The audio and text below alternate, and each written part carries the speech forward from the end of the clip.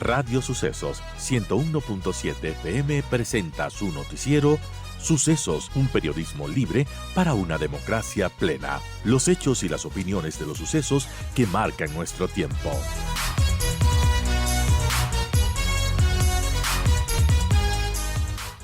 Gracias, Ana Cristina, bienvenida, gracias por acompañarnos. Ana Cristina Áviles, economista con especialidad en políticas públicas y desarrollo, está con nosotros para explicarnos justamente, bueno, lo que va a vivir el ciudadano de a pie a partir de esta decisión que ya cumplió una semana desde el viernes anterior que se decretó. ¿Qué ha pasado? ¿Han subido los precios? Bueno, más allá de la especulación que parece que sí se ha dado un poco. Bueno, ¿cuál es el impacto real de esta decisión? Bienvenida, economista, y gracias por acompañarnos. Muchas gracias, Verónica. Es un gusto poder estar aquí nuevamente con ustedes. Y bueno, tú has abordado varios temas que quisiera empezar quizás por el primero, que es esta conceptualización de qué es un subsidio. Y un subsidio energético específicamente tiene el objeto normalmente de hacer que este insumo básico, que puede ser para una familia o puede ser inclusive para un sector estratégico de la economía, pueda ser más asequible y pueda, si se quiere, ayudar a la competitividad en un momento dado y con circunstancias específicas. Sin embargo, en nuestro país eso no se ha dado. Este subsidio se lo ha generalizado, no ha sido focalizado, y entonces ha entrado a generar distorsiones a la economía. Tú ya lo mencionaste, más de 40 años con este subsidio, y en vez de ayudar a un segmento de la población específico, más bien lo que ha hecho este subsidio es incentivar el contrabando de combustibles. Por la diferencia de precios con nuestros países vecinos, se ha incentivado el contrabando, y más bien lo que ha hecho es atraer economías ilegales y financiar las actividades de las economías ilegales.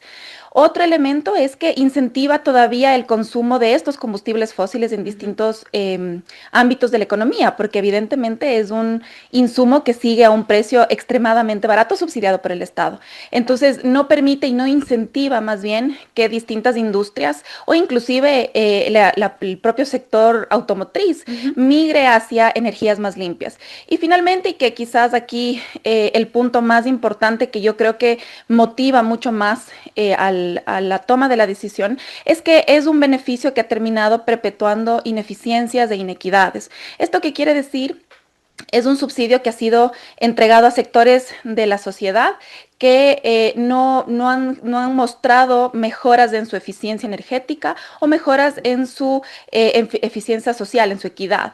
Y es entonces ahí donde se perpetúan esas inequidades, porque se convierte este subsidio en un beneficio adquirido. Claro. Y entonces, de esa forma es que hemos venido posicionando que esta es una medida correcta, pero además de eso, es importante también ir cuidando ciertos espacios de la implementación de la medida. Tú ya lo mencionaste, el segundo punto es, bueno, qué impacto va a tener en la economía. Y ahí lo importante es que el impacto pueda ser cuidado con todas estas medidas de compensación que se han diseñado. Dos de ellas, quizás las más fuertes, están ya establecidas en el decreto ejecutivo 215, que fue inclusive emitido de manera previa al decreto ejecutivo que liberalizó el precio. Y entonces, este esquema de compensaciones es clave para mitigar cualquier impacto inmediato y cuidar justamente que este paquete de las otras medidas que no están en el decreto, pero que han sido anunciados, que son más de 15 medidas, 18 medidas, puedan ser implementadas de manera efectiva, de manera eficiente, pues es clave y es inclusive quizás igual de importante que la medida en sí misma, porque justamente va a precautelar que entonces todos los recursos que antes asignábamos al subsidio, como país me refiero, pues entonces esos recursos ahora más bien vayan a ser asignados de manera eficiente, efectiva, inclusive hasta oportuna, a los segmentos de la sociedad que sí lo necesitan. ¿Y cuáles son esos segmentos principales? Y es, por ejemplo, el transporte de alimentos, el transporte de pasajeros es esencial, y también la transferencia monetaria a los grupos de población que son vulnerables socialmente hablando, económicamente hablando, y que pues evidentemente va a ser necesario que se pueda cuidar también el bolsillo de esas familias. Ahora, uno de los elementos interesantes tal vez de la transferencia monetaria, pero que además viene también de un proceso proceso de aprendizaje del subsidio anterior a la extra, cuando se liberalizó ese subsidio, se hizo un esquema de compensación también a los transportistas con el único objetivo de que su tarifa no sea modificada y entonces de esa manera cuidar el bolsillo de los ciudadanos. Y eso ya vimos que funcionó y funcionó bastante bien porque evidentemente no vimos primero un incremento en las tarifas del transporte, pero tampoco vimos un incremento generalizado de precios o un impacto sustancial en los precios de la economía. Pues entonces con esa lección aprendida esperamos que ahora en la aplicación del diésel pues pueda funcionar de la misma forma. Ahí quizás con la puntualización de evidentemente las distancias entre la extra y el diésel son importantes. Transporte pesado utiliza el diésel. Por supuesto. Y bueno, las pequeñas lanchas, en fin, hay toda una cadena productiva que también utiliza el diésel, ¿no? Sí, así es, sí, evidentemente el diésel es un insumo importante para la cadena logística, inclusive para, digamos, la cadena productiva en sí mismo de algunos sectores económicos, pero de todas formas ya tenemos una lección aprendida inclusive con el mecanismo de estabilización de precios, que vimos que funcionó muy bien, y este mecanismo de estabilización, muy brevemente, quizás para contextualizar de qué trata, es básicamente poner un piso y un techo para que el precio pueda flotar al ritmo del precio internacional, pero que podamos estar protegidos por un techo, es decir, mañana hay un choque externo, una guerra internacional, y esto golpea el precio del WTI o del barril de petróleo, pues no golpee en la misma medida a los precios de los combustibles de venta interna. Ahora, el impacto real de esta medida, ¿cuándo podemos sentirlo? Hay quienes, por ejemplo, Mónica Heller ayer decía, no, esto se va a ir ajustando, por ejemplo, siempre quien va a asumir el precio o el incremento de las cosas va a ser el consumidor a la final, y esto será con el tiempo, no es el transportista en sí que va a sentir esta carga, sino mucho después con los consumidores. Y ese impacto, ¿cuándo se daría? O el incremento de la inflación, ¿cuándo se vería? Bueno, el impacto evidentemente se va a ver en el corto plazo, y es por eso que un buen diseño de un mecanismo de compensaciones y de todo este mecanismo más bien de fomento productivo que acompaña las compensaciones viene justamente dado por ese, si se quiere, corto plazo de alrededor de un año. Hay algunas medidas que duran 4 meses, otras inclusive un año, otras inclusive que pueden irse, digamos, ampliando y revisando en el tiempo, como ya la ministra de Economía lo ha mencionado en algunos espacios. Entonces, es en ese tiempo en el que uno podría prever que va a existir un impacto en economía, y es por eso que en ese tiempo se prevé justamente el esquema de compensaciones. El pensar que no va a existir ningún impacto en economía, pues evidentemente eso es irreal. Esto era un mecanismo que distorsionaba en mucha medida a algunos elementos al nivel de precios, pero además de eso a ciertas estructuras ya. Entonces, evidentemente el quitar esto sí va a generar un impacto, pero de todas formas se está haciendo de manera integral la toma de decisión. Se ve además que está bien planificada, bien pensada, y esperamos, como digo, que no solamente las 2 medidas que están en el decreto sean las que se terminen implementando, inclusive ya mencionaron las autoridades que se han hecho un primer pago a los transportistas, es decir, sí se está efectivizando. En un momento anunciaron paro, después declinaron el paro, así que está evidente que están, satisfechos al menos con esas compensaciones. Sí, así es, y ahí, digamos, lo importante es que sí puedan hacerse efectivo el resto de paquete de compensaciones, y eso deberíamos, digamos, ser muy cautelosos como ciudadanos. Además, el gobierno debería prestar especial atención a que efectivamente ese paquete de medidas sí vaya implementándose, porque eso va a minorar el impacto y va a permitir a la economía pasar este periodo de transición de manera relativamente más suave, y que no exista un impacto importante en precios. Igual me retrotraigo un poco a lo que fue la extra en su momento, el incremento del valor del galón de extra y la implementación de este mecanismo de flotación de precios. No implicó en el nivel general de precios un incremento mayor, sino por 2 meses. Y en realidad después se estabilizó, la economía absorbió ese choque, que es un poco lo que decimos los economistas, después de un momento, una temporalidad dada, el choque se absorbe en la economía y la economía encuentra un nuevo equilibrio. Y es entonces eso lo que esperamos que el paquete de compensaciones logre hacer. Claro, porque, como ha sido el cuco de todos los gobiernos de esto de intención de eliminar el subsidio del diésel, 2 gobiernos anteriores no pudieron, lo está logrando, al menos de momento todo está con una tensa calma, pero ese impacto entonces no va a ser muy fuerte. Ese mito que dicen que, va a ser terrible para la economía, en realidad, viéndolo desde una perspectiva más pragmática, no va a ser tan grande. No va a ser tan grande en tanto y en cuanto se apliquen las medidas compensatorias y de actividad productiva que se han anunciado y que se han diseñado además, porque sabemos que esto ha venido pensándose desde hace algún tiempo atrás. Una medida como esta es tomada sin la precaución del caso, sin una prevención en términos de, bueno, qué elementos deberíamos cuidar para que los más vulnerables no sientan el golpe, pues ahí sí definitivamente, ya lo vivimos, fue octubre del 2019 quizás cuando una medida de liberalización sin un esquema de compensaciones se toma, pues evidentemente los sectores sociales lo sienten y sienten incertidumbre de una medida así sin tener el respaldo compensatorio del gobierno.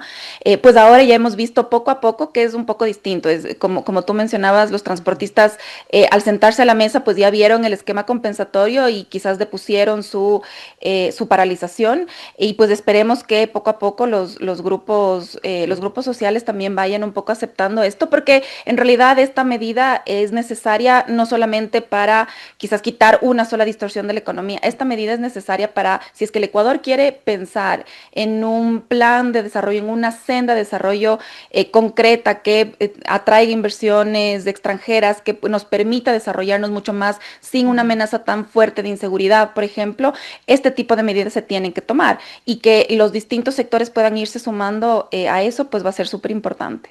Ahora, hablando de las finanzas fiscales, porque claro, vimos en el presupuesto que se aprobó recientemente por parte de la Asamblea Nacional un déficit fiscal de más de 5.000 millones de dólares. Esto es elevado y bueno, con esta decisión se disminuirá un poco ese déficit. Bueno, esta decisión evidentemente tiene una dimensión fiscal. El ahorro no es mínimo, el ahorro es de casi, el ahorro bruto me refiero, es casi de un punto porcentual del PIB. 1.000 millones, 1.100 millones ha dicho la ministra. Pero yo ahí quisiera llamar a una reflexión y ese no es solamente la única arista, como yo ya he mencionado, claro. Hay una dimensión macroeconómica, social, que va mucho más allá. Entonces, bueno, sí, va a generar un cierto ahorro. Tal vez en el muy corto plazo el ahorro no va a ser mayor, porque tenemos un esquema de compensaciones. Ajá, entonces quizás en los primeros 6, 12 meses no vamos a ver un ahorro mayor. Las autoridades no han mencionado claramente cuál es el costo de este paquete de compensaciones. Mucho de este paquete de compensaciones tiene digamos, un requerimiento fiscal de caja, si se quiere, inmediato por parte del Ministerio de Economía, pero muchos otros no, muchos otros se canalizan por banca pública, muchos otros están por fuera, si se quiere, de lo que contabilizaría el déficit. Entonces, sí esperamos que el ahorro sea importante este año y pues que ayude también a los niveles de déficit que tiene el Estado. Ahora, al 31 de octubre, en realidad ya empezando octubre, el MEF tiene que entregar una nueva proforma presupuestaria a la Asamblea. Al 31 tiene que quedar aprobada y pues de esa manera sabremos pues cuál va a ser el impacto real de esta medida porque ya el presupuesto va a tener que incorporar esa medición y pues ahí ya podremos ver más claramente el impacto fiscal que está preveyendo el gobierno de esta medida. Ahora, la economía en este último tiempo ha ido creciendo un 2, 3%, un 3,9% acumulado en el último semestre del 2025. ¿Cómo vemos de esta situación? ¿Afectará en el crecimiento la decisión de eliminar el subsidio al diésel? Bueno, esperamos nuevamente que las medidas de compensación mitiguen un poco ese impacto y que asimismo no sea trasladado un impacto primero al nivel de precios, luego al nivel de actividad económica. El Banco Central ya preveía que este año definitivamente va a ser mejor que el anterior, claro. Pero de todas maneras estábamos en el crecimiento del 2,9%, pero ya al cierre del primer semestre, el Banco Central ya reportó que ese crecimiento previsto hace un poco más de un año, va a ser excedido porque la actividad económica del país digamos, ha respondido bastante bien en este primer semestre del año. Entonces, ya de por sí, antes de esta medida, sí esperábamos un crecimiento de alrededor del 3,8% del PIB, eso igual está en las proyecciones internacionales. Entonces, esperamos que una medida así también pueda un poco sostenerse en esa actividad y en ese dinamismo económico que hemos visto en el país este primer semestre. Ahora, muchos creen que este crecimiento es más bien un efecto de rebote que un crecimiento real. La pregunta es, ¿será sostenible en el tiempo? Bueno, en realidad sí hay un efecto rebote, la economía es cíclica y pues ahora lo que tenemos para este año sí era un efecto rebote. El año anterior cerramos con un decrecimiento por crisis eléctrica, por crisis de seguridad, algunas otras aristas también en términos fiscales, petroleros. y evidentemente este año pues sí tenemos un efecto rebote. Ahora lo que sí estamos viendo es que el efecto rebote estaba dimensionado en el 2,9 y se está ampliando un poco más al 3,8 y esperamos que esta medida de focalización de subsidios pues no retrase ese crecimiento. Ahora, definitivamente para hacerlo sostenible en el tiempo y para no quedarnos en los niveles del 2, del 3, que son niveles relativamente bajos todavía como para procurar un nivel de desarrollo, se requiere la toma de decisiones mucho más importantes alrededor de la economía. Y eliminar una distorsión en economía como la del subsidio al diésel es importante porque sí quita una distorsión que nos va a permitir ser mucho más eficaces en términos de atraer inversión extranjera, de atraer flujos a la economía, va a permitir activar quizás algunos otros sectores de la economía como la energía renovable, entonces ir tomando este tipo de decisiones de manera integral es lo que nos va a permitir pues ya encaminarnos en una senda de un desarrollo sostenible aún mayor. Ojalá que sea así y en estos tiempos que se vieron un poco convulsos ya vayan calmando y la economía vaya creciendo más. Son las 7:41, conversamos con Ana Cristina Vilés, ella es economista, tiene una especialidad en políticas públicas y desarrollo, está aquí con nosotros para analizar el impacto de estos subsidios que se eliminaron, de subsidio al diésel. Y bueno, en estas primeras semanas no hemos visto mucho más que especulación, que un poco de protestas muy aisladas que han cerrado las vías parcialmente. Y bueno, veremos qué sucede con las protestas, lo que dice el movimiento indígena que va a plegar al paro indefinido.